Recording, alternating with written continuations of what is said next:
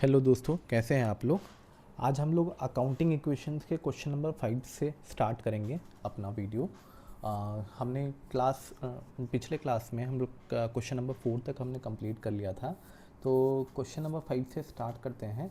Question number 5 और 6 मैंने already solve करके रखा हुआ है। मैं एक बार क्विकली समझा देता हूँ आपको, और मैं आपको जो क्वेश्चन सॉल्व किया है उसको भी मैं दिखा देता हूँ अभी फ़िलहाल के लिए। फिर उसके बाद हम लोग क्वेश्चन नंबर 7 और 8 स्टार्ट करेंगे। ठीक है। क्वेश्चन नंबर 5 देखिएगा, इसमें लिखा हुआ है Mohit has the following transaction prepare accounting equation बनाना है। तो पहला है business started with cash. Business उसने स्टार्ट किया 1,75,000 से। परचेज गुड्स फ्रॉम रोहित 50,000 का हमने रोहित से उधार में सामान खरीदा है। ठीक है, उधार में सामान, जब भी हम लोग उधार में सामान खरीदते हैं और वहाँ पे उस व्यक्ति का नाम लिखा हुआ है, तो हम लोग उस व्यक्ति का नाम दिखाएंगे अपने फाइनेंशियल रिपोर्ट में। लेकिन उस फाइनेंशियल रिपोर्ट में हम लोग उस व्यक्ति का नाम तब नहीं दिखा पाते हैं जब मेरे पास बहुत सारे व्यक्ति हैं जिनसे हमने उधार में खरीदा है। तब हम लोग क्या करेंगे, उन टोटल सम ऑफ व्यक्ति को हम लोग क्रेडिटर्स बोलेंगे, और या फिर ट्रेड पेबल्स बोलेंगे। इन ट्रेड पेबल्स या क्रेडिटर्स दोनों ही सेम होता है। उसको हम लोग दिखाएंगे क्रेडिटर्स में या ट्रेड पेबल में। अच्छा, फिर उसके बाद है sold goods on credit to Manish. उधार में हमने 17,500 का सामान बेचा है 20,000 में। 1,500 रुपये का हमारा प्रॉफिट है, 2,500 का प्रॉफिट में हमने बेच दिया मनीष को। ठीक है, वो भी उधार में बेचा है। अभी हमारे को पैसा अभी नहीं आया है। फिर है purchase furniture for office use के लिए फर्नीचर खरीदा हमने 10,000 का। ठीक है।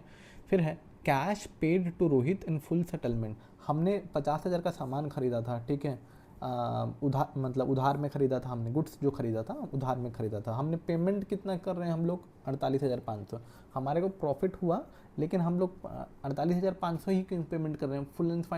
फुल सेटलमेंट क्यों बोल रहा है? फुल सेटलमेंट इसलिए बोल रहा है कि हो सकता है उस समय जब रोहित को पैसे की ज़रूरत थी, तो मेरे पास वो पैसे 50,000 नहीं थे। ठीक है, तो मैं उसको टालता गया भाई कि 1 महीना रुक जा, 2 महीना रुक जा। 2 महीना रुक गया, फिर भी मेरे पास 50,000 नहीं था। उस दिन मेरे पास 48,500 था। तो फिर लेकिन वो तो रोहित मान नहीं रहा था भाई। बोला कि मेरा पैसा तुम दे दे भाई, जितना भी है तुम मेरे को आज ही दे दे। तो आज ही दे दे। तो मैंने बोला भाई मेरे पास 48,500 है, तुम लेगा क्या? बोला कि हाँ मेरे को 48,500 दे दे भाई। तो मैंने 48,500 फुल एंड फाइनल सेटलमेंट दे के उस अकाउंट को क्लोज किया। ठीक है, इसलिए यहाँ पर लिखा है full settlement. Cash receive from Manish को जो उधार में बेचा था 20,000 का सामान, वो हमको कैश में रिसीव हो गया 20,000। ठीक है। रेंट पेड है 1,000 रुपये। 1,000 का हमने रेंट पेमेंट किया, और कैश विड्रॉ किया फॉर पर्सनल यूज़ 3,000 का पर्सनल यूज़ के लिए विड्रॉ किया, मतलब हमने ड्राइंग्स किया। हमने पहले भी बताया था कि जब भी हम लोग विड्रॉ करते हैं फॉर पर्सनल यूज़, या फिर लिखा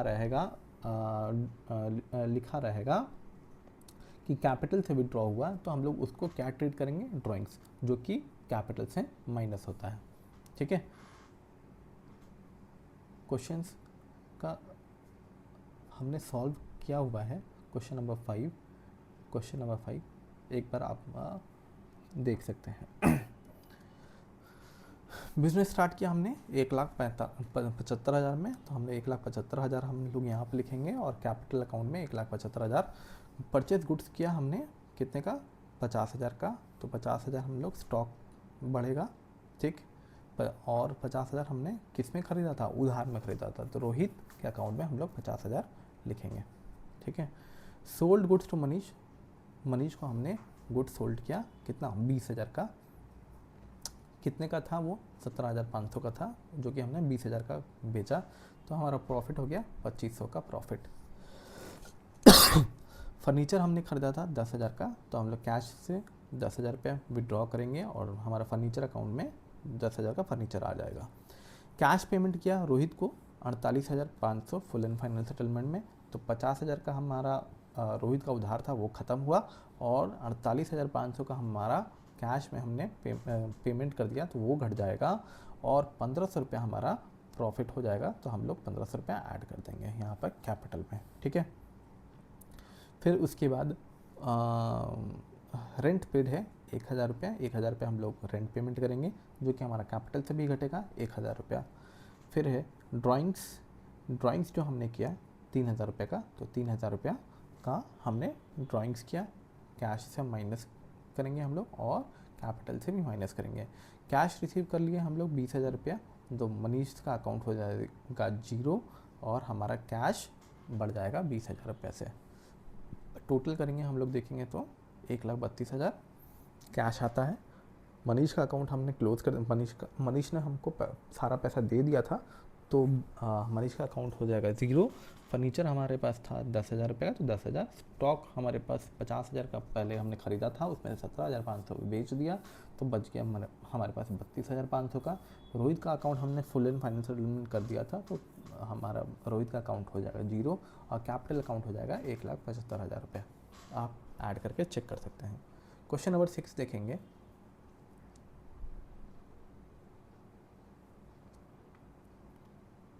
क्वेश्चन नंबर 6 देखेंगे। क्वेश्चन नंबर 6 है, what will be the effect of the following on the accounting equation. Harish started with cash 1,80,000 का कैपिटल लेकर आया, परचेज किया 60,000 का goods on cash and credit 30,000 का उधार में खरीदा, मतलब क्रेडिटर बन गया, ठीक है। तो यहाँ पर नाम नहीं इंडिकेटेड है, तो हम लोग क्रेडिटर बोलेंगे। Sold goods for cash 40,000 costing 24,000, यहाँ पर कैश में बोला है, तो हम लोग कैश में घटेगा हमारा स्टॉक और कैश हमारा बढ़ जाएगा, ठीक है। रेंट पेड है 5,000 एंड आउटस्टैंडिंग रेंट 2,000। अब समझिएगा रेंट आउटस्टैंडिंग वर्ड कब यूज़ करते हैं, ठीक है। जब भी देखिए, अब सपोज़ हमारा फार्मा का अगर स्टोर है, तो जो दवाइयाँ हम बेचेंगे, क्या दवाइयाँ बेचेंगे, तो जो दवाइयाँ हम जो ख़रीद के लाएंगे वो हमारा स्टॉक हो गया। स्टॉक से को अगर हम लोग उधार में ख़रीद के लेके आते हैं तो उसको हम लोग क्रेडिटर्स बोलेंगे। स्टॉक को अगर हम लोग उधार में बेचेंगे तो हम लोग उसको क्या बोलेंगे, डेटर्स या रिसीवेबल, ठीक है। स्टॉक से रिलेटेड अगर है तो वो डेटर्स इंडिकेट होगा, अगर उधार में बेचा तो डेटर्स बोलेंगे या फिर रिसीवेबल्स बोलेंगे, ट्रेड रिसीवेबल्स। और अगर स्टॉक को हमने उधार में ख़रीद के लाया है तो हम लोग उसको क्रेडिटर्स बोलेंगे या फिर ट्रेड पेबल्स बोलेंगे, ठीक है। वहीं आउटस्टैंडिंग एक्सपेंसेस या फिर प्रीपेड एक्सपेंसेस कब यूज़ होगा। आउटस्टैंडिंग मतलब उधार बकाया है अभी, ठीक है। आउटस्टैंडिंग, अब उस स्टोर को चलाने के लिए, मेरा फार्मा का स्टोर था, उस स्टोर को चलाने के लिए और भी खर्चे लगते हैं, जैसे रेंट लगेगा स्टोर का, फिर इलेक्ट्रिसिटी लगेगा, फिर उसके बाद वाटर बिल्स लगेंगे, फिर उसके बाद सैलरी लगेंगे अगर एम्प्लॉय है हमारे यहाँ, ठीक है। तो उन सब के पेमेंट्स को हम लोग अगर पेमेंट टाइमली कर रहे हैं, ठीक है। अगर हम लोग उसका पेमेंट बकाया रख रहे हैं तो हम लोग यूज़ करेंगे वर्ड आउटस्टैंडिंग एक्सपेंसेस।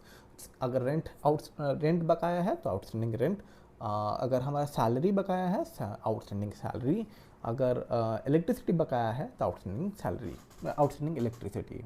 वैसे ही अगर हम लोग कोई पेमेंट एडवांस कर देते हैं, एडवांस में कर देते हैं, तो हम लोग प्रीपेड एक्सपेंसेस बोलेंगे या फिर advance expenses made in advance बोलेंगे, ठीक है। फिर देखिए सोल्ड गुड्स ऑन क्रेडिट 50,000 है, 38,000 का सामान हमने 50,000 में बेचा है, और सैलरी पेड किया है एडवांस में 3,000 रुपया का सैलरी एडवांस पेमेंट किया है।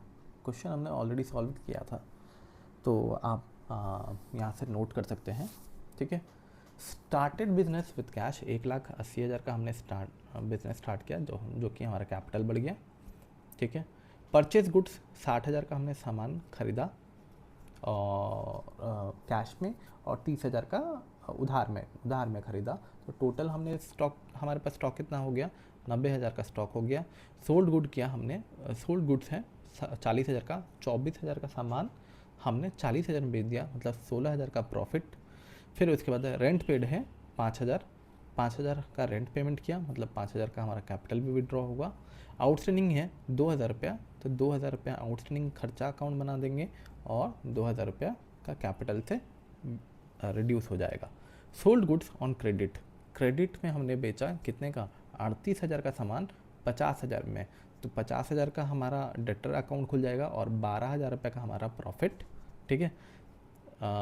एडवांस सैलरी है 3,000, तो 3,000 एडवांस सैलरी हमारा कैश से घट जाएगा 3,000 रुपया, और एडवांस सैलरी अकाउंट में हम लोग 3,000 रुपया खड़ा कर देंगे, क्योंकि वो हमको इन फ्यूचर उसके एक्सपेंसेस के साथ एडजस्ट करना होगा, या फिर वो अगर काम नहीं करता है तो हम लोग उसको रिकवर भी करते हैं। ठीक है।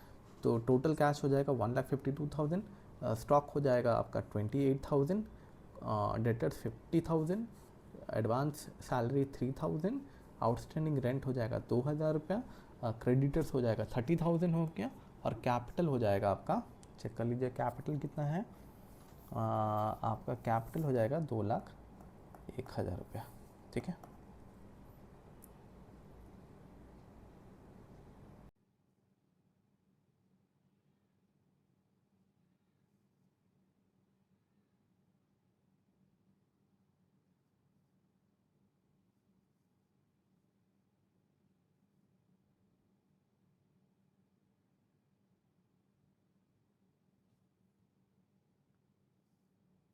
क्वेश्चन नंबर 8 सॉल्व किया हमने, चेक कर लीजिएगा। Question number 8,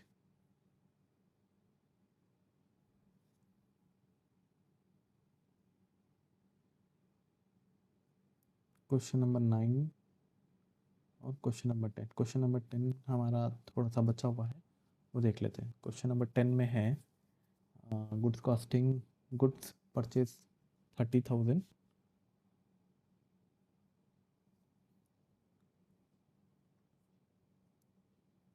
goods bought goods for cash 30,000 and on credit 44,000, तो 44,000 क्रेडिट में।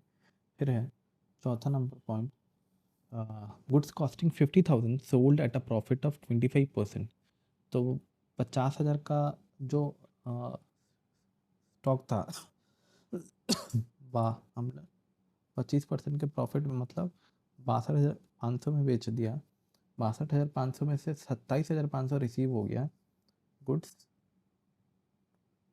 सोल्ड, माइनस करेंगे, प्लस करेंगे, 27,500 हमारा रिसीव हो गया, और डेटर अकाउंट में हमारा हो जाएगा 35,000 रुपया। स्टॉक हमारा कम हो जाएगा, स्टॉक हमारा कम हो जाएगा 50,000 का। यहाँ पर स्टॉक हमने यहाँ पर ख़रीदा भी था 30,000 प्लस 44,000 का, तो हो जाएगा 74,000 का। यहाँ पे स्टॉक बढ़ भी जाएगा। ड्राइंग्स किया हमने, purchase a motorcycle for personal use, drawings किया हमने, ड्राइंग्स किया हमने कितने का,